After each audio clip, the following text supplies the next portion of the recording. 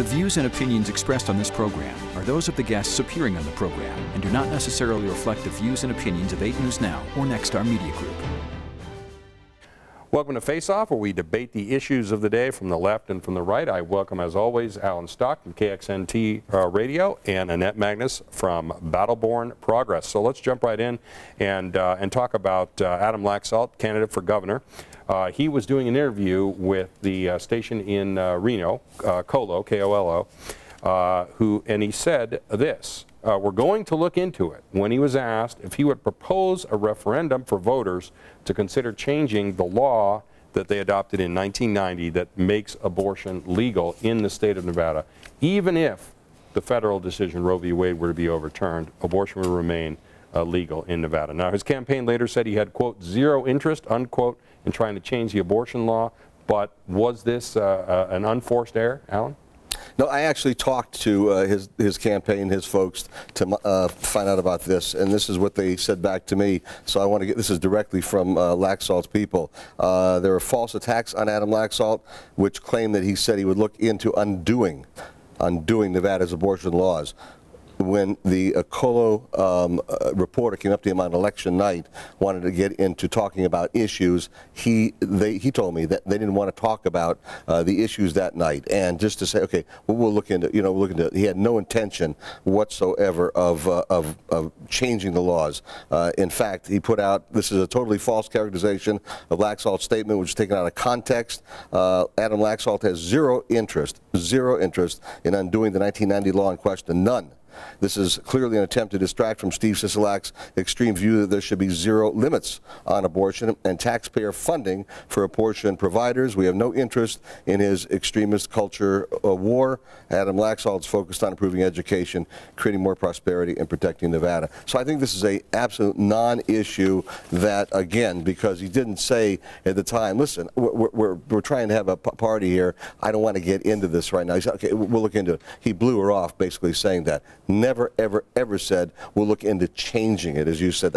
He never said that. So, Annette, this issue has come up in other races. I know it came up in the 2006 primary between Dina Titus and Jim Gibson, and it really hurt Gibson in that primary. Yep. Now, this is a different situation. It's a general election, but what do you think? Which version do you buy, that he really wants to change it? I know he wants to change it, and here's why. As Attorney General, 3 or 4 times he has actually signed on to briefs and other things, basically going against exactly what this amendment in our Constitution actually says. And he has said on the record, because he's endorsed by Nevada Right to Life, that he opposes a woman's right to choose. Look, Adam Laxalt has seen the same polling that I have. We know that choice polls off the charts in Nevada. We know that overwhelmingly Nevada is a pro-choice state, and that people on the right and the left believe in a woman's right to choose. So at the end of the day, he is out of touch on this issue. And at the end of the day, he knows this is a winning issue for Steve Sisolak because he has been supportive of things like Planned Parenthood, and he is pro-choice.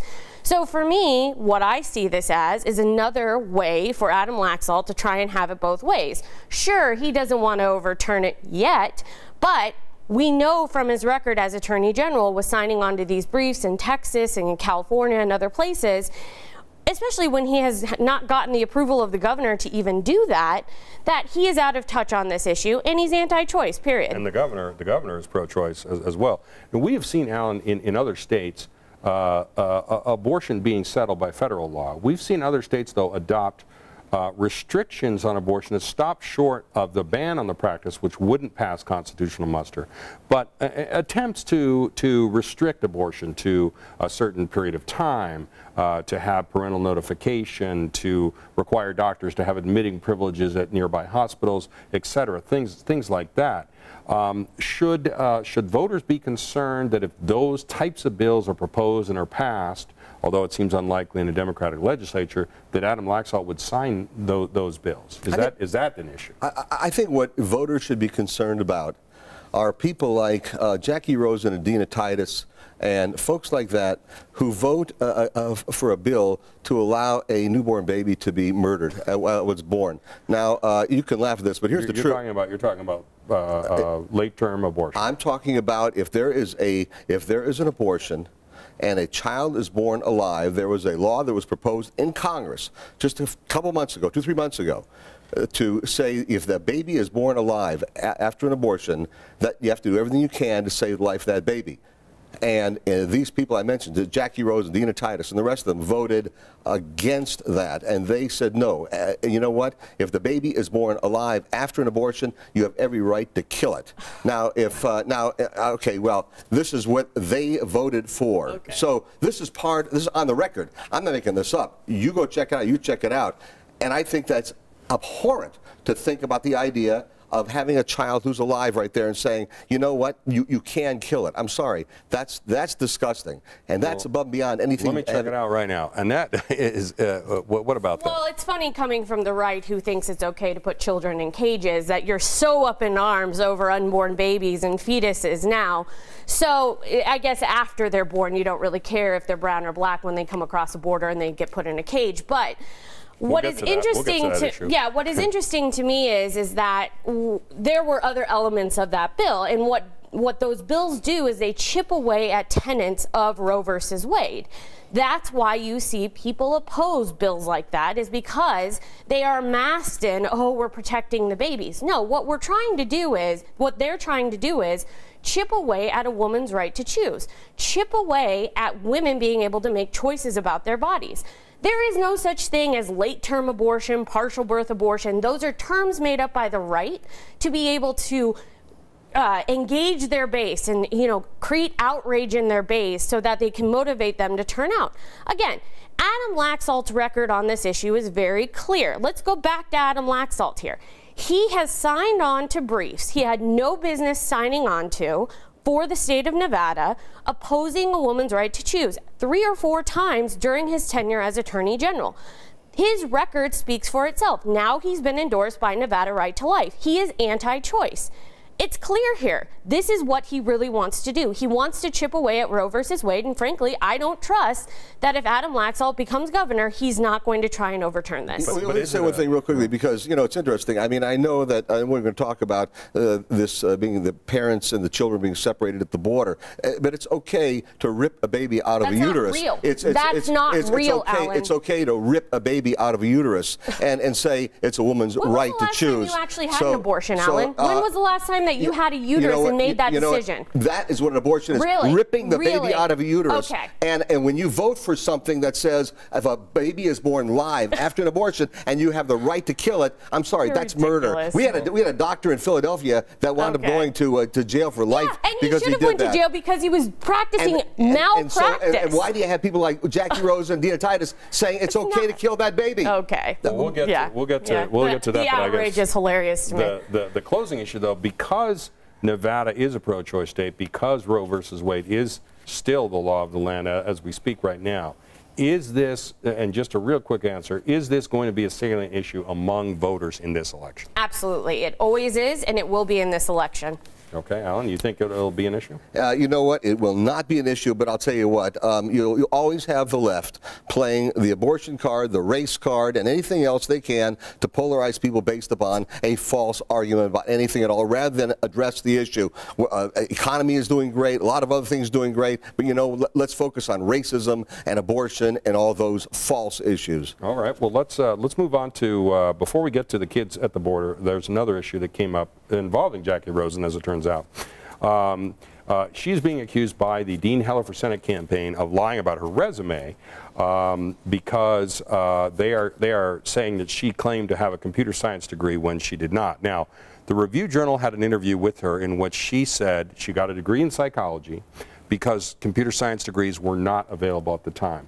Then there was a story in the Atlantic magazine, which was published in January of last year, in which she was erroneously listed as having a computer science degree. That article has since been corrected. She's being accused of lying about her resume, although I have not been able to find any place where she said herself that I have a computer science degree, as opposed to I've worked in computers. So is this a false issue?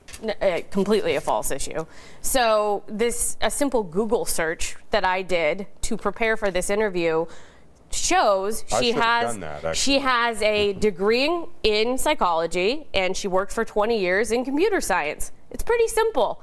And I mean, maybe if Victor or some of these other folks, Heller, would have done a simple Google search, they would have found the same information that I have. Look, this is Heller trying to run from his record or lack thereof. You know, he doesn't want to talk about the fact that he voted for the tax scam. He doesn't want to talk about the fact that he is in Donald Trump's pocket. He doesn't want to talk about the fact that he flip-flops on every issue he talks about. So rather than talk about his record, he's trying to point out something that's completely false. Alan, what do you think? I'm going to quote, this is an interview that she did, Jackie Rosen did, when it was in 1979. And she was being interviewed by C-SPAN 3 last year, and she had this in another interview. And C-SPAN 3, on that show, she said, I'm quoting her words now, not Dean Heller's words, "When I was in college in Minnesota, I actually got a degree in psychology and in computers. Actually learned how to. I'm a computer programmer, systems analyst by trade." End of quote. Now, what she's saying here, her words, I got a degree in psychology and in computers. And when was that interview done? That was last year at C-SPAN 3. But you mentioned 79. What happened in 79? In 79, she earned a degree in psychology. Yeah. Okay. Yes, she did. Absolutely the case. From the University of Minnesota. Exactly. But she says, when I was in college in Minnesota, I actually got a degree in psychology and in computers. And that, of course, as we all know, is not true. And that was on C-SPAN last year. C-SPAN 3. Oh, C-SPAN 3 last year. That's correct. Okay.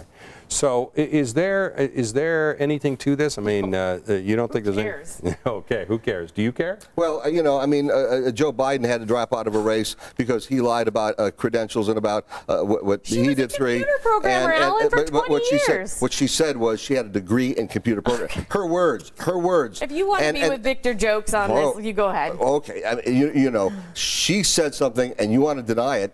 You go to Jackie. It doesn't matter. She was a computer programmer for 20 years. We've had other politicians who have wound up dropping out of races because they exaggerated their credentials. How is that exaggerating? But Joe Biden got to be Vice President of the United States. He wound up becoming Vice President of the United States, but had to drop out of a race ahead of time. He was chosen to be Vice President. He didn't wind up winning that by a primary system. Right. Well, that's how we choose all our vice presidents, right? They're all chosen. Well, you said that. What I'm saying to you is that Jackie Rosen was chosen in a primary to run for the Democrat. She's a Democrat nominee for U.S. Senate. Will it make a difference to voters, though, you think? I think it's marginal. I'm not going to be that big of a deal. But, you know, I mean, people should let... The fact that she had a 20-year career in computer programming is not enough. They should let people know about whether she's truthful or not, and when she votes for things like to kill born children. That's all. All right. So marginal and not an issue. So we'll move on to something that we may have a bit of disagreement on, and that is the border issue that's come up. It has received intensive media coverage everywhere you look. Noticed. Wall to wall. You can't see anything else. There are pictures of kids. They're in the initial facility behind chain link fences. Some people have later said, well, then they're later transported to what they call summer camps, which I like that, summer camps. But I always thought at summer camp you could call your mom and dad and have them take you home.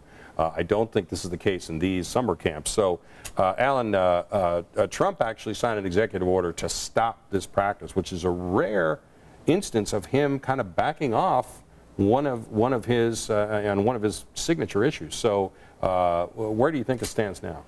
Well, this is a concept that was created by the Democrats in 1997, not Republicans, by Democrats. When people come to the border and they have come to an area they can legally come in, they're allowed to come in with their children. There's no issue. When people come to the border and they are illegal aliens and they come to the border, they are not. Children are not torn away from the adults, which we don't know if those really are their kids or not, by the way. There's some question about that. But we do know this, that at the border they're given an option. They're given an option. You can either go back with your children, if they say they're your children, you know, you're not going to be housed or incarcerated or anything like that at all. But if you come in, yes, we take the kids away and separate them based upon a law that was passed by Democrats in 1997, and you will be housed separately until your process has been decided. Do you think that law is a good idea, regardless of who passed it? Is it a good idea or a bad idea? I don't think it's a good idea. What I think is the mistake from every administration, and I would hope this administration has the testicular fortitude to turn around and say, you know what, we're not going to let you in to this country if you're illegal. Do not even let them in. Period. End of story. We let them know when they were starting to march, this one group from southern border of Mexico to Guatemala, and they were coming up here. Our cameras, our news cameras were on them day and night. Everyone, I mean, CNN and Fox and everyone. And they were all saying to them, you know, you're not going to be able to get in. Trump's not going to let you in. You're considered illegal. And they go, well, we're coming in anyway. We're going to do it anyway. Okay, well, these folks are illegal aliens saying that they can bust in there. Well, if they came to your house, and they said, I want in, you have to let them in? You don't. If you're legal, you should be able to stand in line, do it the right way. We let illegals in ahead of people who've been waiting for years to get in. It's like giving the middle finger to these people who are trying to do it the right way. I'm sorry, that's an insult to those people who wanted to do it the right way. So, Annette, well, what do you think? Some of these people, at least, we know are fleeing gang violence and domestic violence and other issues in their home countries. They're afraid for their lives. They're lining up to say, we would like asylum in the United States. The process takes quite a bit of time, and in some cases they give up and try to cross illegally and run into this situation that we're talking about now. Yeah, I want to go back actually to what Alan said first, though. The 1997 law.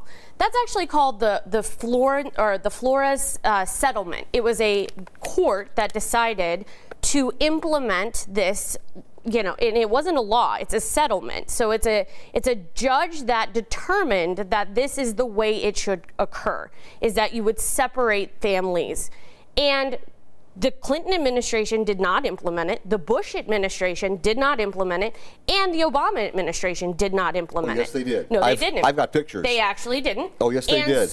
And look. My God, first of all, don't interrupt me. I did not interrupt you. Second of all, what they did is that they had policies in place, which I have been very vocal about, that I opposed during the Obama administration. However, they did not implement this specific Flores settlement during that time period. Now, Donald Trump and Jeff Sessions have taken it upon themselves with Homeland Security to decide that they are going to separate children and parents at the border when they come in. But were children separated during the Obama years? I'm assuming that some were, but the vast majority, I actually did research on this. Again, don't interrupt me.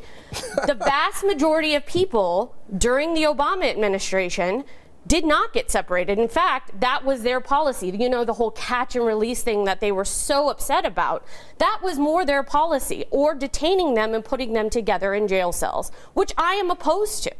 So what this administration has done, though, is they have a no tolerance policy for any of this, because they're an administration full of racists, and they don't want to see black and brown people not incarcerated. They want as many of these people in jail as possible. And so what has occurred now is you see children in cages, because that is what is actually occurring. Now, this executive order that Donald Trump signed, it's BS. Let's be honest, it's BS. First of all, the children will not be reunited with their parents, the ones that are already separated, the almost 3,000 kids that are already separated from their parents. And number two, now where do those kids go? Probably into our foster care system, because there's nowhere else for them to go, because they don't even know, in some cases, who their parents are.